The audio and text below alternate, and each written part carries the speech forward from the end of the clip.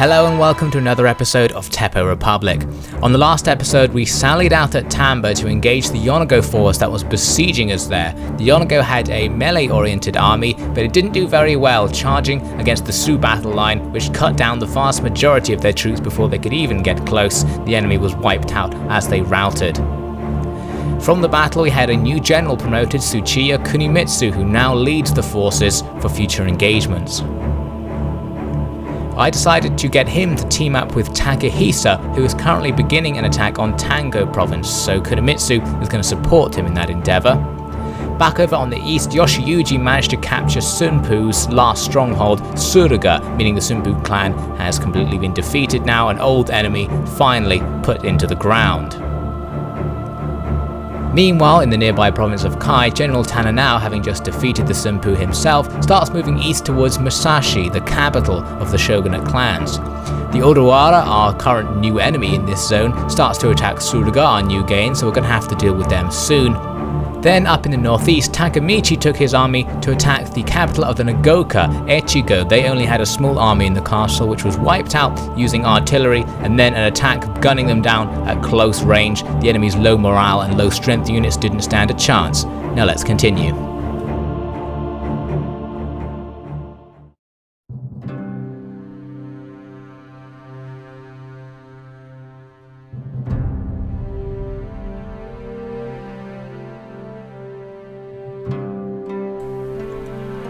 Before, there was not just one species of man in our nation, but three: the noble, the samurai retainer, and the commoner. All three led completely different lives, each knew little of each other and mostly regarded the other two groups with a mix of fear and disdain. This unhealthy arrangement has finally self-destructed thanks to the bravery and foresight of our great leader, Takayuki Todo. Now a man from a small mountain town can rise to dine at the table of those who were once called lords, a fact I can personally attest to. The unification of our society into a single body brings other unexpected benefits too. A fair tax on the wealthy brings the people a chance to direct the state to change their destiny. No longer do our poorest or least fortunate live in constant fear of death with no hope but for that provided by heaven. The list of advantages our new way has brought grows daily, yet the three-species model continues to ruin the lives of millions all across this land. Until the feudal lords realise that their time is over, this war will not end. And it is with regret that all scholars agree that only through military defeat will these lords see their power removed and their resistance crushed. That is why this war is the most important period in Japanese history, and perhaps even the history of Asia. Japan expects every man to do his duty.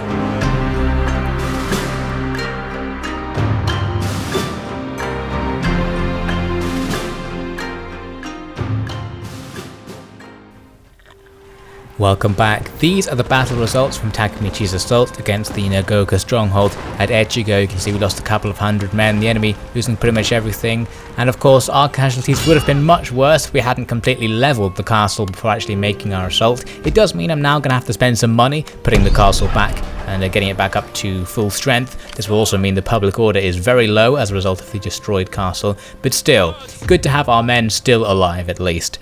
Now I noticed there's this Yonezawa group just sitting around nearby, and I thought it might try and destroy the railway station that it's next to if I let it go, so I'm going to use up the last of my movement points going to wipe them out with Takamichi.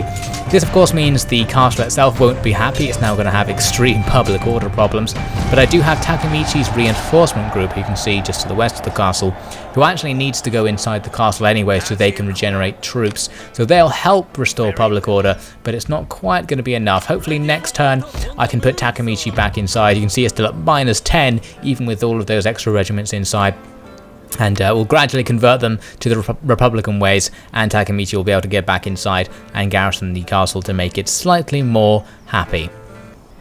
Now that I've captured Echigo, North Shinano is more safe than it was before, so I thought I probably don't need Kodama, one of my best generals leading the forces defending that area. I can afford to move him away, so I'm moving him down to join one of my new modern Republican armies in Kai, and that army is later going to be following Tananao into Musashi province, so the historic partnership between Tananao and Kodama is going to continue. It's going to be the first time Kodama has actually commanded an army especially built for fighting. Previously he was just commanding ragtag bands of men who I could get together attempting to defend South Shinano back in the day. Now the next problem at hand is the Oda Wadda Clan, who look like they're going to be up to no good in Suruga. Of course, I have my giant army led by Anagakoji Yoshiyuji, who I can now just bring outside the castle to attack the Oda Wadda, since we clearly have a giant advantage. I'm going to combine him with these forces just outside the castle to give us an even bigger advantage, and make sure he takes these high-level parrot guns with him. I need to swap out the wooden cannon from his forces to fit them in. I think that's going to be a pretty worthy trade. So now let's send Yoshiyuji to attack this group. I assume they would run away because we have such an overwhelming advantage. But they don't. They decided to stand and fight. The balance bar is pretty far in our favour, although I was a little bit apprehensive. I almost decided to fight this one myself, but in the end I thought, well, obviously going to steamroll them, so let's just auto-resolve. I was just a little bit worried that I'd be taking casualties in this auto-resolve, which I don't really want, because Yoshiyuji has other things to do. There are more areas he could attack, specifically Oda Wadda castles. Now we did take some pretty non-substantial losses, but enough to be worried about anyway. But at least we defeated the enemy, and now I'm going to have a couple of turns to regenerate my troops. I don't need to attack the enemy right now. In fact, I can't because of my movement points. So hopefully I'll get a sufficient number of troops back that I can move either east or south in the very near future, and of course wipe out those remaining Oda Wadda forces who aren't going to pose much of a threat anymore. They might manage to do some minor damage to the infrastructure, but at the moment keeping the infrastructure of Suruga intact isn't very important right now, because we can just repair it later on after we've dominated the Oda Wadda. So moving on, Tananao is finally moving into Musashi. I started moving him in, then realised I was being a little bit foolhardy. I really needed to know what the enemy would have there before I can start moving in so definitively anyway. So I moved this shinobi up and I see that the castle itself has no standing forces but an absolutely giant garrison. So even if Tananao can attack it while there's still no enemy forces in it, it will be a little bit of a challenge. Hopefully we can still win out. I'm going to move Tananao forward and put him in hiding so that next turn he'll be within striking distance, and during the end turn sequence the enemy shouldn't know he's there and be able to counterattack him. The finest weapons, the finest uniforms, the finest training. The new Republican regiments are quite something. The men know that they are fighting on the side history shall favour, giving them a sense of pride. They know that their children will boast of their feats in the coming months. The officers are educated, determined, and beyond all, the most able leaders and tacticians our military academies have produced. It makes me feel somewhat nervous being asked to lead them, for I am just a feudal samurai with a revolver when it comes down to it. I must work hard to convince them of my modern worth.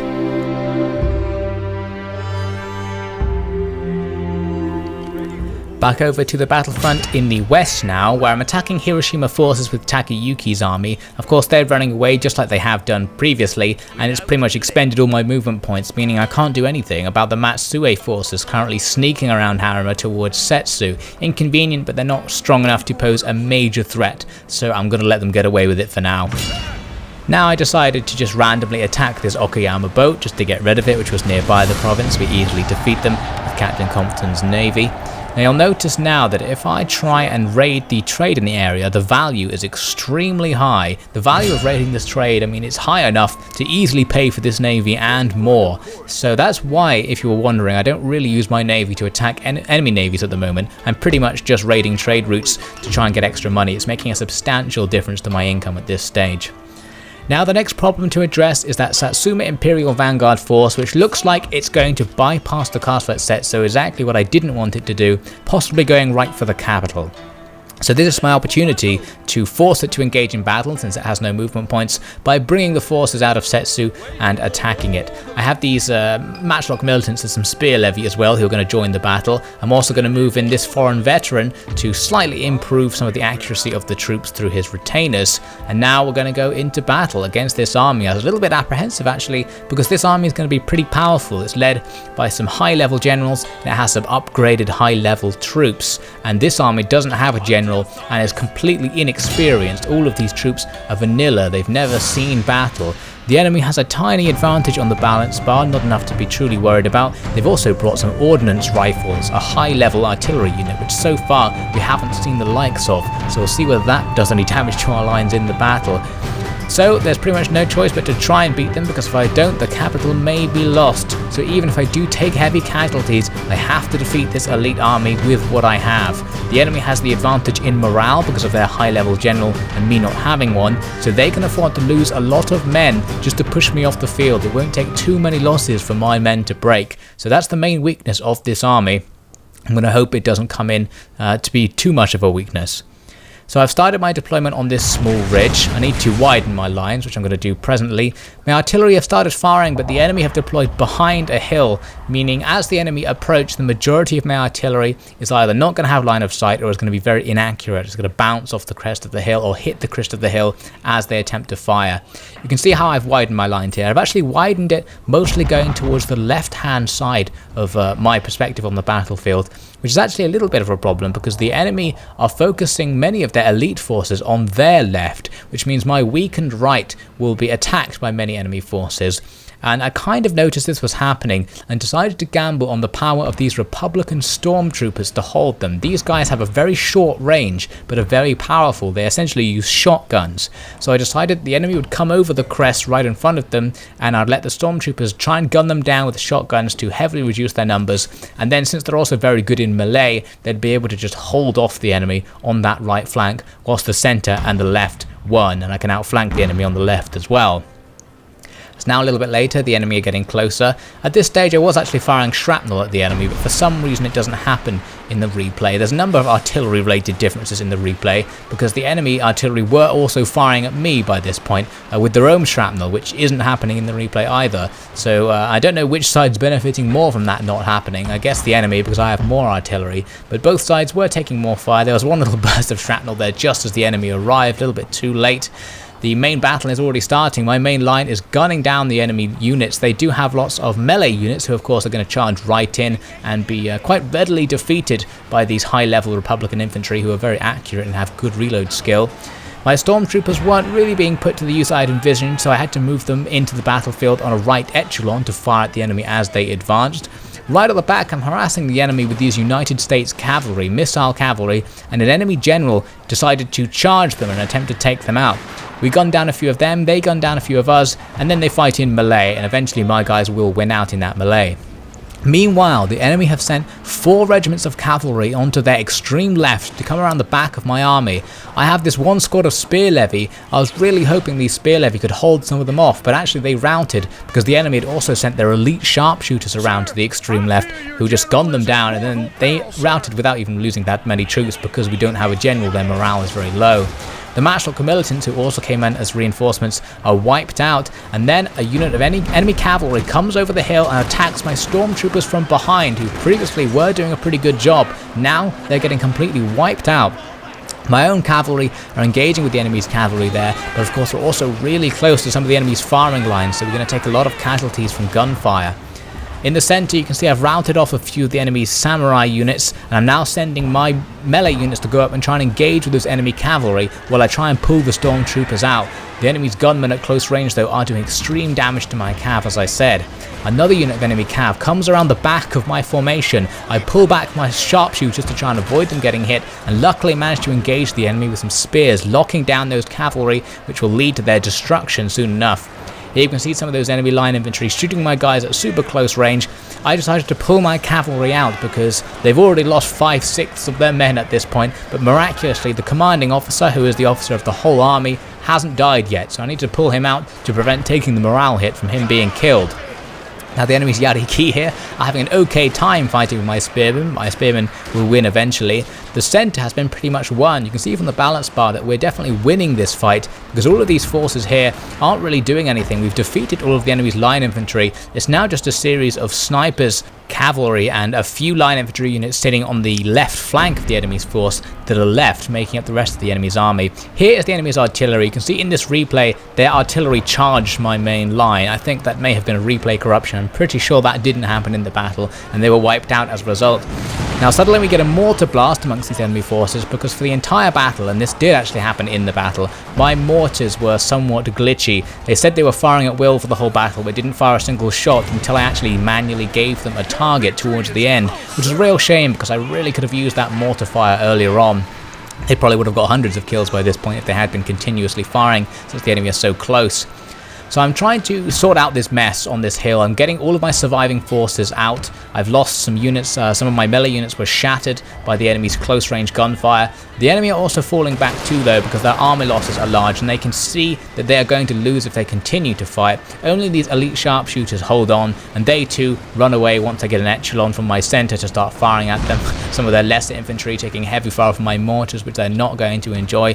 The enemy's cavalry have also finally all been defeated. The only thing that's really left are these high-level sharpshooters currently strolling towards us from our extreme right. I'm getting my stormtroopers to finally carry out the plan of shotgunning the enemy as they come over the hill. They are right at the extreme range of these stormtroopers, so we only actually kill like 1 or 2 of them, but that was enough to shatter them once the army losses are also taken into account. You can see those cavalry survived the battle as well. The US cavalry, they just sat at the back of the enemy's army for the entire battle, firing at routing units, having a great time, whilst the rest of the men were struggling here on the hill. You can see the hillside is absolutely covered in bodies, both of ours and theirs.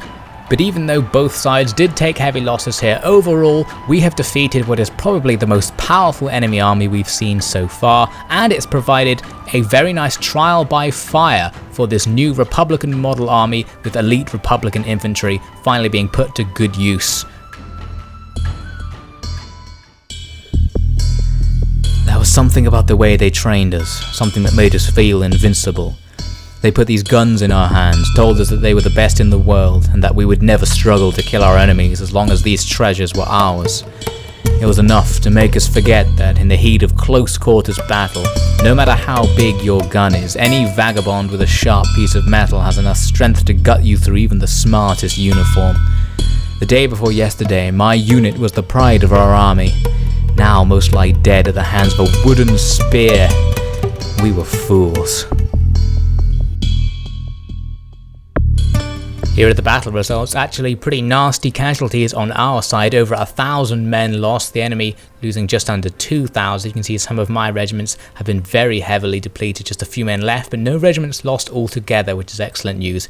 Other good news is that we've captured the enemy's 3-inch ordnance rifles, artillery that I can't build and don't even have the technology to build at the moment, so that is a very nice addition to this force.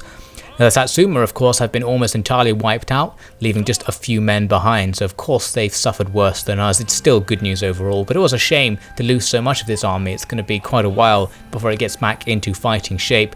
So my plan for this army now is to just have it hang around the castle at Setsu, regenerate some troops, and see if anything happens in the future that requires its attention, and I'll move it on from there. It's essentially going to become a reserve army. As for the surviving Satsuma forces, it's just a couple of guys, their best general and daimyo, who you can see has tons of upgrades. He's pretty much the best officer we've seen on the enemy's side so far, and this is a chance for me to kill him because he is stuck out alone with just a few guards. I realised that I can reach him with these forces here inside Haruma's castle. I can send out a single squad of spear levy, which should be enough to take down the 2 or 3 guys that this general has with him. Just because the general is super high level and because spear levy are so bad, it's not even a completely one-sided fight. You can see here on the balance bar the enemy actually have a bit of a chance. I thought it would be more in my favour than that, but still enough to quickly auto-resolve and annihilate the enemy force. So they did kill a number of our troops, but we've killed one of the most important men on the Imperial side of our enemy's coalition. So this is fine news for the Sioux campaign against the Western forces. The Satsuma will not be happy about that, and of course it's unlikely they'll ever manage to get such a good general again. Here are the forces I've put together to attack Tango, the combination of our new general Kunimitsu with Takahisa's men. Unfortunately, it seems the Suano clan have a small army hiding in the forest nearby. Not 100% sure what it's trying to do. It must be doing something to clear the path for the main force we can see now coming from just behind Tango. So this slightly complicates things, because if I just push forwards, this army is probably going to get up to no good. So I'm going to try and take it out first. The first move is to move Takahisa slightly to the side just so he can reinforce against this army, and Kunimitsu is going to lead the attack against it. It retreats, and very unfairly retreats right past Kunimitsu's force deeper into our territory, actually making the situation even worse, especially because now Takahisa can't join him in attacking it. So with this new development, I decided I would put Takahisa in an ambush position in enemy territory so that when that Swano main force comes down the road, there's a chance he'll be able to eliminate it straight away. And while he's waiting there, Kunimitsu is going to pursue this half stack of enemy forces. It's actually quite a powerful stack, and there's a good chance it'll do serious damage to our infrastructure, and it even has a chance of taking the castle if I don't attack it. I just about have enough movement points to attack if I put my artillery as reinforcements. You can see the enemy army is actually pretty small, but it has some very high level samurai units, including Nagana Takachi and Bo Ki. So this army isn't completely negligible. The balance bar wasn't really that far in our favour, but I decided to auto-resolve it because I thought victory would almost be certain fighting it on the field, and it wouldn't be very interesting to do. It's a decisive victory from the auto-resolve, but we actually did take moderate casualties, some regiments being reduced to half strength in fact. But at least we have at least one turn of regeneration to get some of those troops back, because we've used up all our movement points chasing down the enemy. We also get a level up, which is further good news. So in 1 or 2 turns time, hopefully that army will be back to a more fit state to continue the invasion. And of course we're going to have to wait on the invasion anyway until Takahisa is done receiving the Swano invasion and then restoring any troops he needs to do after that battle. So the invasion is being slightly postponed whilst my armies get ready. So moving on, the Swano did exactly what I thought they would. They marched right down the road and of course were ambushed by Takahisa, so here's our chance to destroy them.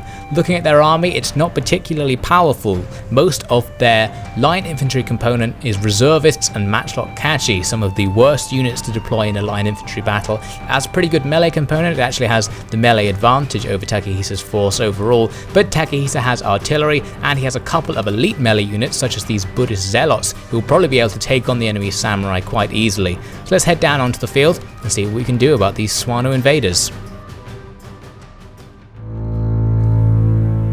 Just like all the other days for the last 2 months, we marched down the long road east. Our column was slow, laden with the heaps of invasion supplies taken on at Tango. We came to an unexpected halt in the middle of the day when word arrived from our vanguard. They reported huge Sioux armies were massing on the borders ahead of us and that they had bypassed them to raid the towns beyond.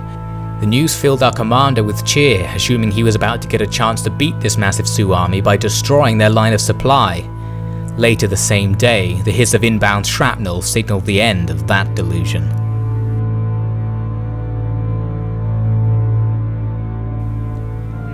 The ambush begins. I'm rushing the enemy army from the east with the main body of my line infantry force setting up ready to fire at them. The enemy have their force split into 2 groups. The back group is mostly their samurai forces, their yarikachi and their matchlock kachi. The front group is mostly their line infantry, reservists in this case, which are already engaging with us, and in the center they had their cavalry, which immediately charged my main line. A dangerous move, but my spears were able to stop them, and these guys just didn't even complete their charge and were gunned down. So I think they were distracted by my spears and decided to turn at the very last minute, meaning that overall the enemy's cavalry charge, which could have been very dangerous, was actually quite negated and was able to be crushed by my line infantry very quickly. At the same time, my own cavalry have attacked the enemy reservists, while forces from the west begin their advance. The Buddhist zealots are charging the enemy, and on the hill behind them I have my artillery firing shrapnel and regular shots into the enemy's thick ranks of samurai.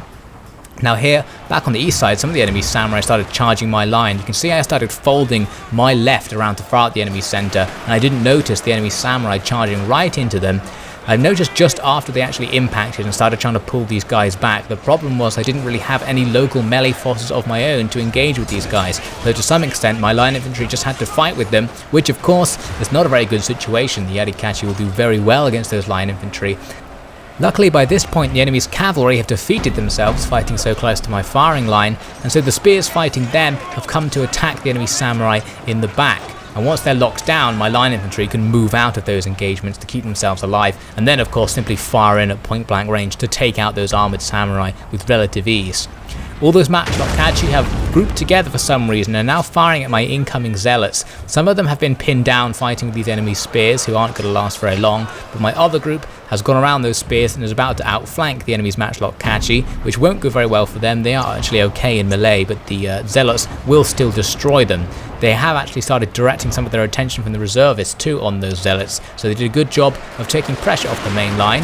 The main line itself is now pretty much just clearing up the enemy samurai who did try to engage us. We've completely outflanked them with gunmen who just shot them down at close range. The remaining forces are now firing out into these groups of enemies who've got themselves engaged with my zealots. I'm also taking friendly artillery fire because I'm not paying close enough attention. But as I said, these zealots should be doing very well against the matchlock Kachi, despite the fact that the Kachi do have samurai training or will be okay in melee. The zealots are such an elite shock infantry unit that even in a prolonged engagement, they should win out.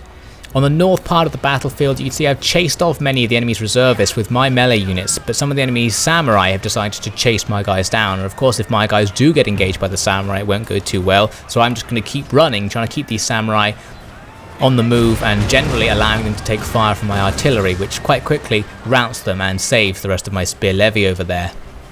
The matchlock Kachi have now been pretty much destroyed by the Buddhist zealots. The survivors are routing and being chased down by all kinds of other units who've come to join the fun, including Takahisa himself, who's enjoying slaughtering these enemies along with his guards. It's a bad day for this matchlock Kachi and a bad day for the Suwano clan in general. It seems we have completely annihilated what is probably their main force in a decisive victory. Takahisa didn't really take many losses, of course, and the enemy force was annihilated down to the man and will be completely destroyed on the campaign map, which is especially important because I believe this is their last force. The Suwano are a one territory clan, so it's very unlikely they'll have any more forces and unlikely we'll see them trying to harass us again. So we've bought ourselves a nice bit of time with the Suwano clan. Perhaps we'll even be able to get to their homelands before they can finish building their next army. So we lost a few hundred men, the enemy losing over 2,000, a pretty standard result, all good stuff. Takahisa could do with a bit of regeneration, but we'll see how it goes in the future. The Matsue forces move further into Setsu and they are building up a small navy near my own navy near Kawachi, possible target for future naval engagements. The Hiroshima, who also had forces in Harima, moved down towards the road, putting themselves closer to Takayuki, making themselves a good future target. The Oda Wadda regroup and move into Surgi yet again, and then very quickly there the Sado land another force in Etchu, the third time they've done this. This was a little bit worrying, but actually looking at it, the force is very small. I guess they were getting impatient, so there's a chance my local forces will be able to defeat it. The ones in Etchu can't because it's mostly just wooden cannons, that wouldn't go too well. But Hida itself, which is I'm going to assume is their target because it was the last two times, has a few men in it already. I'm going to build some more. I've also got forces in nearby Mino and South Shinano who can come and help out. The ones in Mino though are actually stuck because that ninja who's sitting there sabotaged them again. So this time them being sabotaged was actually pretty inconvenient, strangely. But I don't really need them. These guys from South Shinano should be enough. I'm going to move them up. They'll reach Hida before the enemy does. And once our garrison forces are taken into account, we should have a good chance of defending it against that Sado army. Now back over on the west, I decided I wanted to take out the Hiroshima Force. It's been really annoying for a really long time. It runs away yet again, but it can't run far enough this time. We still have enough movement points to run it down. Taking a look at it here, you can see it's got some pretty good melee units and some pretty good line infantry units as well actually, but they're all slightly depleted from some previous engagement, and they haven't gone back to their territory this whole time to regenerate the troops, so they're still depleted. I have just enough movement points to attack it if I leave the artillery as reinforcements, which is good enough for me. I'm going to begin the battle. The enemy does have a melee advantage in this fight, and they even have approximate parity in the line infantry. Well, they would do at least if they had their regiments at full strength, but I of course have the artillery advantage, so if I can link up with my 3 regiments of parrot guns coming in as reinforcements, I'll have a huge advantage at range and should be able to destroy this force just like many others we've seen who have fallen prey to Su's artillery prowess. We'll see how it goes in the next episode.